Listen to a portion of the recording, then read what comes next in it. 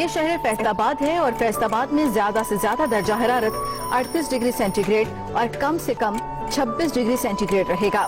फैसलाबाद में आज मौसम खुश्क और गर्म रहेगा।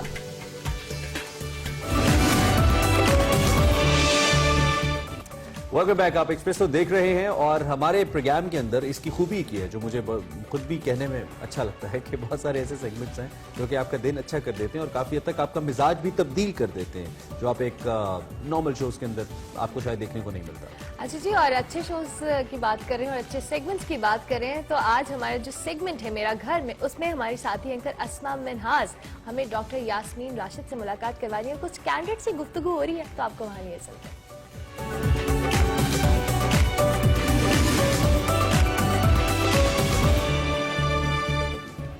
अस्सलामुअलैकुम, मैं हूं अस्मा मिन्हास और आप सबका सेगमेंट मेरा घर में बहुत बहुत ज़्यादा खुश आमदीद। आज मैं जिस खातून के घर में मौजूद हूं वो एक बहुत ही दबंग किस्म की खातून है और उन्होंने अपनी तमाम तर ज़िंदगी में ऐसे काम किए हैं जो कोई भी दूसरी खातून करने से बहुत ज़्यादा डरती और घबराती हैं। वो अपनी तमाम तर ज़िंदगी में सोशल एक्टिविज़म करती रही हैं, पॉलिटिक्स का हिस्सा रही हैं, खेलों की बहुत ज़्यादा शौकीन रही हैं और यहाँ तक कि जहाज़ तक उड़ा चुकी हैं। मैं बात कर रही हूँ सूबाई वज़ीर सेहत डॉक्टर यास्मीन राशिद साहिबा की। हम उनके घर में मौजूद हैं, चलते हैं उनसे बात करते हैं और ये जानते हैं कि बाकी तमाम तर शोबों में तो बहुत ज़्यादा कामयाब हैं, अमूर खानादारी में कैसी हैं। चलिए।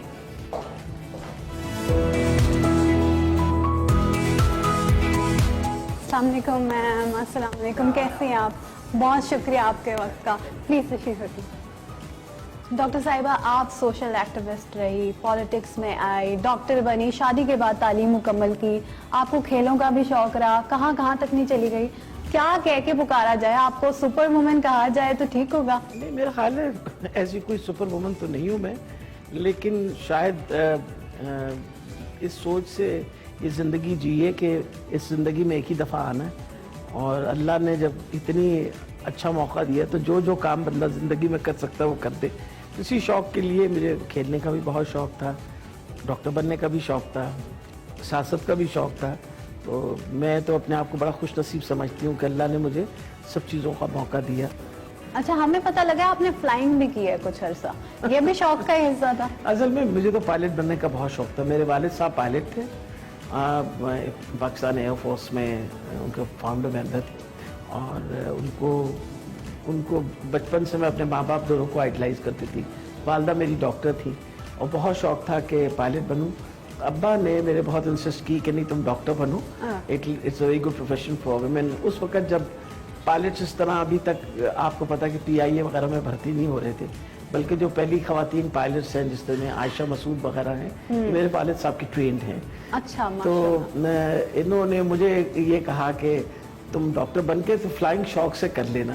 तो फिर डॉक्टर बनने के बाद मैंने कुछ अर्सा लाहौर फ्लाइंग क्लब में शौक किया, जाके फ्लाइंग की थी। अच्छा, हमारे यहाँ एक कॉमन परसेप्शन भी होता है ना कि जो खातून घर से बाहर कदम रख के काम करती हैं वो अमूर खानादारी में कुछ ज़्यादा अच्छी नहीं होती, तो आप कैसी हैं मुझे बताएं।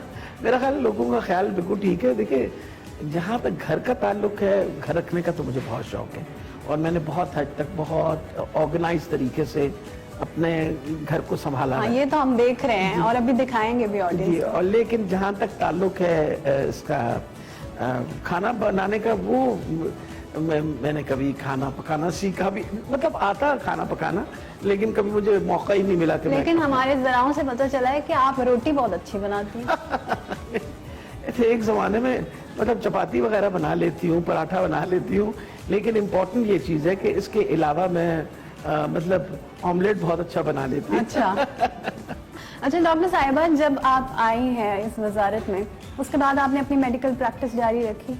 मेरी मेडिकल प्रैक्टिस में कुछ ऐसा काम है जो कि अभी इस वक्त पाकिस्तान में कोई और कर नहीं रहा, वो है इन यूट्रो ट्रांसफ्यूजन्स वगैरह। कुछ मेरे पास ऐसे मरीज आते हैं पूरे पाकिस्तान से जो ब्लड ग्रुप जिनका नेगेटिव हो। अच्छा। और उनके एंटीबॉडीज बन जाएं और बच्चा जो है वो उसके ऊपर असर होना शुरू हो जाता है। तो पूरे पाकिस्तान से मेरे पास रेफरल्स आते हैं, तो उनकी ज़रूर मैं मदद करती हूँ। वजह यह है कि वो अभी तक वो एक्सपर्टीज़ जो है इस तरह डेवलप नहीं हुई। मुझे वैसे बीइंग डॉक्टरी का बहुत शौक है। मतलब मुझे ये लगता है कि एक तो खुशनसीबी है कि मेरे पास वजारत सेहत है, तो कम से कम वो जो मेरा शौक है वो पूरा होता रहता है। लेकिन आपके मरीज आपको बहुत मिस करते होंगे। जिद भी करते हैं, मिस भी करते हैं, कई दफा तो बहुत ज्यादा फोन पे मुझसे नाराजगी का इजहार भी करते हैं कि ये तो बहुत ज्यादती है, सारी उम्र हमारे सारे खानदानों ने आपको दिखाया हुआ है। क्लिनिक तो देखिए मेरा चलता है वहाँ डॉक्टर यास्मीन एहसान है जो बहुत अच्छे से मेरे साथ काम करती हैं, तो वो अब सारे मेरे मरीजों का ख्याल करती हैं और ध्यान रखती हैं। बीच में अगर उनको कोई हेल्प की जरूरत होती है तो फोन पे भी बात हो जाती है, राब्ता भी हो जाता है। तो डॉक्टर साहिबा जब डॉक्टरी को वक्त नहीं दे पाती हैं तो घर इतना खूबसूरत आपने कैसे मैनेज किया हुआ है, हम देखना चाहते हैं। मेरा ख्याल है कि अब तो इतनी उम्र के बाद तो घर को ऑर्गेनाइज कर ही लिया होता है बंदे ने। पर्टिकुलरली आप प्रोफेशनल लोग हों तो फिर तो घर को मैनेज करने के लिए ये होता है। लेकिन मेरी बहू होती है मेरे साथ, वो भी वैसे प्रोफेशनल है माशाल्लाह। वो कनेट कॉलेज के अंदर आर्ट्स फाइन आर्ट्स की पढ़ाती हैं, फाइन आर्ट्स पढ़ाती हैं, मतलब वो भी मेरे साथ होती हैं, तो उनकी वजह से बहुत तो हद तक मेरा घर संभला रहता है। मैम बहुत खूबसूरत सी पेंटिंग्स नजर आ रही हैं, अगर आप इसके बारे में कुछ बताना चाहें। असल में वैसे मुझे पेंटिंग तो इन चीज़ों का बहुत शौक है, लेकिन मेरी बहू जो है वो जैसे मैंने आपको बताया वो आर्टिस्ट हैं और उनकी मिनिएचर्स वाज हर, मैं ये उन्हीं की पेंटिंग है। She has done this painting, ये पेंटिंग है, एक इनकी बाहर पेंटिंग है, उन्होंने मुझे सालगिरह पे तोहफा दी थी। मैम बच्चे जो है खफा तो नहीं होते, आप ऑब्वियसली अब बहुत ज्यादा हेक्टिक रूटीन होगी आपकी, बिजी रहती होंगी। नहीं बिल्कुल, उनके गिले शिकवे तो रहते हैं और उनकी शिकायत रहती है, लेकिन मेरे बच्चे सपोर्टिव भी बहुत हैं। अगर मैं अपनी सियासी कैरियर को देखूं, उन्हें जो चीज मैंने करना चाहिए, मेरे बच्चों ने बहुत सपोर्ट किया। मैम यहाँ पर मैं देख रही हूँ आपका एक कॉर्नर बहुत प्यारा सा सजा हुआ है। मैंने ये सुना है कि आपको सियाहत का बहुत शौक है, बहुत से ममालिक में आप जा चुकी हैं। जब जाती हैं तो इस नियत से शॉपिंग करती हैं कि ये उस वाली जगह पे मेरे घर में अच्छा लगेगा, ये वहाँ पे अच्छा लगेगा? नहीं, मैं जब जाती हूँ तो वहाँ की जो खास चीजें हैं जो उनका खास कल्चर के साथ रिलेटेड होती हैं, वो जरूर लेती हूँ। अच्छा। अब ये जो है ना, ये बेसिकली ये बातिक है और दिस इज समथिंग टिपिकल, ये मलेशिया का ये है कि जो ये कपड़े के ऊपर ये सारी पेंटिंग्स करते हैं, टर्किश भी और फिर नेचुरली ये यूरोपियन। वो अपनी चीजें मैंने इस तरह रखी हुई हैं दैट आई नो, ये बेसिकली मैं इनको अपनी मेमोरीज कहती हूँ कि ये मेरी यादें हैं जो मैंने ट्रेवल किया है जगह जगह, तो मुझे एग्जैक्टली याद रहता है। कितने ममालिक में वैसे घूम चुकी हैं अब तक आप? मेरा अंदाजा है, मेरा ख्याल है कोई 35-40 मुल्कों में तो फिर। और अभी भी कहीं जाने का शौक होगा कि वहाँ नहीं गई, वहाँ जरूर जाना? मेरी बकेट लिस्ट है, इसको मैं हमेशा बकेट लिस्ट कहती हूँ, जिसमें एक तो मैं अंटार्कटिका जाना चाहती हूँ बहुत शौक से। रियली?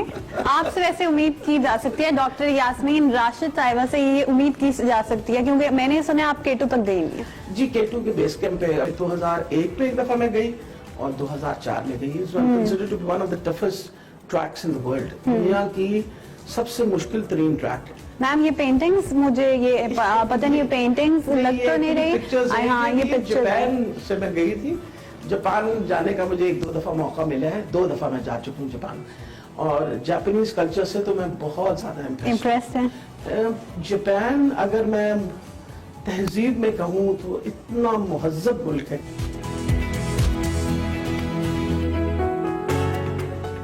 मैम ये एक ऐसा कॉर्नर है जो मुझे खींच के ले आया अपनी तरफ, क्या है ये असल में कुछ एक मिक्स सी चीज है, कुछ तो एंटीक है। आप देखें ना, ये तीनों जो हैं ये तो एंटीक हैं, ठीक है। और ये मैं गई थी मस्कत, तो मुझे ये एज अ ज्वेलरी बॉक्स बड़ा अच्छा लगा। हाँ।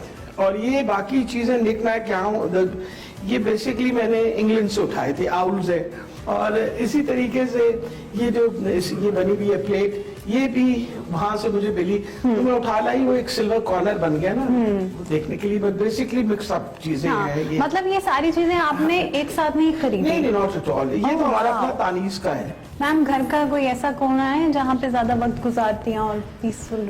मैं ऊपर अपना मेरी लाउंज है, मैं वहाँ मेरा ख्याल दिन में ज्यादातर वक्त मेरा ऊपर लाउंज में गुजरता है। वहाँ मैं नेचुरली जब रिलैक्स करती हूँ तो ऊपर लाउंज में होती हूँ और बाल बच्चा मेरे साथ ही होते हैं वहाँ। It's nice place to relax.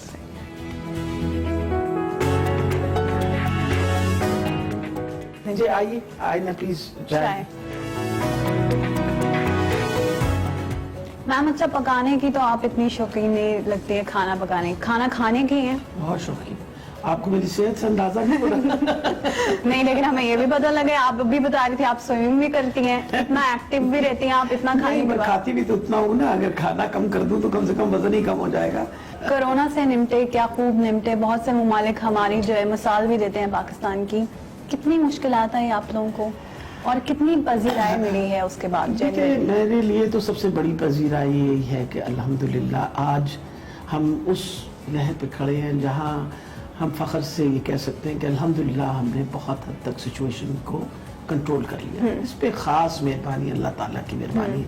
Scientific explanations कई दफ़ा इन चीज़ों के लिए बिल्कुल नहीं होती, लेकिन एक बात ज़रूर है, मेरी टीम जिसके अंदर मेरे दोनों सेक्रेटरीज, उनकी पूरी टीम्स, जिस तरीके से डॉक्टर्स ने, नर्सेज ने, जिस तरह हमारे स्टाफ ने, मेडिकल सुपरिटेंडेंट्स ने, प्रिंसिपल्स ने, मतलब मैं नाम लेती चली जाऊं, जिस तरीके से लोगों ने मेहनत करके इस ये 6 महीने में उन्होंने मरीजों का ख्याल करना, डायग्नोसिस करना, कांटेक्ट ट्रेसिंग करनी, लोगों के घरों तक पहुंचना, मेरा ख्याल है जितनी मेहनत पंजाब के अंदर हुई है तो आज अल्लाह ताला ने उसका फल सामने रखा है। अच्छा मैम, थोड़ा जरा लाइटर सी बात करती हूँ मैं। आपको मीम्स कल्चर के बारे में पता होगा, सोशल मीडिया पे किसी की भी मीम चढ़ा देते हैं, कभी किसी पॉलिटिशियन की, कभी किसी सेलिब्रिटी की। आपके बारे में एक मीम बहुत मशहूर है और वो ये है कि आप इमरान खान साहब को बहुत से मशवरे देती हैं। कितनी सदाकत है इसमें? ये तो इमरान खान साहब की बड़ी मेहरबानी है कि वो मेरी बातें सुन लेते हैं और वन ऑफ द रीजंस मैं अपने लीडर की, I consider my leader for a simple reason कि उनमें बड़ी कैपेसिटी है बात सुनने की और फिर जो बात उनको पसंद आती है उसको अपनाने की। अच्छा मैम, आप एक बहुत ही एक्सेप्शनल खातून रही हुई, अपनी पूरी मतलब जिंदगी में आपकी बहुत ज्यादा एक्टिविटीज हैं। उन खवातीन को कोई मैसेज देना चाहेंगी जो घर से बाहर निकलती हैं रोजाना कमाने के लिए, काम करने के लिए?